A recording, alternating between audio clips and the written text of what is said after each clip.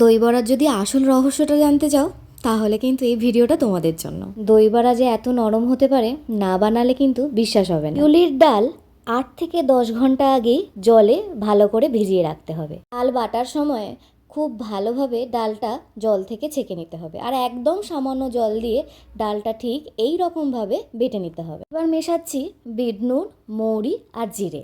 যত ভালোভাবে ফ্যাটাবেন তত সুন্দর আর নরম দই বড়া হবে। ফোটানোটা একদম পারফেক্ট হয়েছে কিনা সেটা এবার বোঝা যাবে। একটা বাটিতে জল নিয়ে এবার একটা বড়া ছেড়ে দেখব, যদি বড়াটা ভেসে ওঠে তাহলে একদম পারফেক্ট ভাজার জন্য। ঠিক এই রকম ভেসে উঠবে। অল্প একটু সাদা তেল দিয়ে, একটু আদা কুচি, একটু সর্ষে, একটু মেথি আর অল্প একটু জিরে আর কারি পাতা দিয়ে আর সামান্য জল একটু দিয়ে ফুটে গেলেই একটা বাটিতে এটা তুলে রাখবে। তেলটা খুব ভালোভাবে গরম হলে গ্যাসটা একদম আস্তে করে বড়াগুলো এবার খুব ভালোভাবে ভেজে নিতে হবে। বড় বাটিতে জলটা আগে থেকেই গরম করে রেখে দেবেন, তার মধ্যে এবার চিনি আর নুন দিয়ে আর হিং আর আগে থেকে আমি যে কারি পাতার যে সিরাপটা বানিয়েছি সেটাও এর মধ্যেই মিশিয়ে দেবেন। 20 থেকে 25 মিনিট এটা চাপা দিয়ে রাখতে হবে।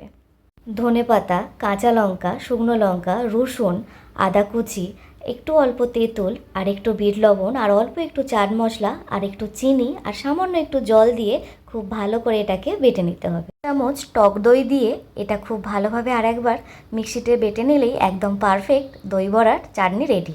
জিরে, অল্প একটু ধনে, 4টে শুকনো লঙ্কা আর সামান্য একটু মৌরি আর সামান্য একটু নুন দিয়ে খুব ভালোভাবে এটা গরম হয়ে গেলেই তারপর গুঁড়ো করে নিলেই দই বড়ার ভাজা মশলা কিন্তু আমাদের তৈরি হয়ে গেল।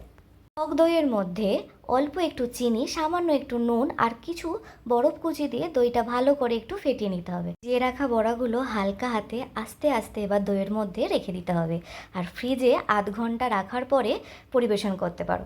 টক দইয়ের রেসিপিটাও আমার চ্যানেলেই আছে, তোমরা একটু দেখে নিতে পারো। পরিবেশনের সময়তেই এবার গুঁড়ো মশলাটা আমি ওপর থেকে ছড়িয়ে দিচ্ছি, তারপরেই বানিয়ে রাখা যে চাটনি সেগুলো ওপর থেকে দিয়ে আর এটা দিচ্ছি তেঁতুলের চাটনি, এটা পরে একদিন দেখাবো।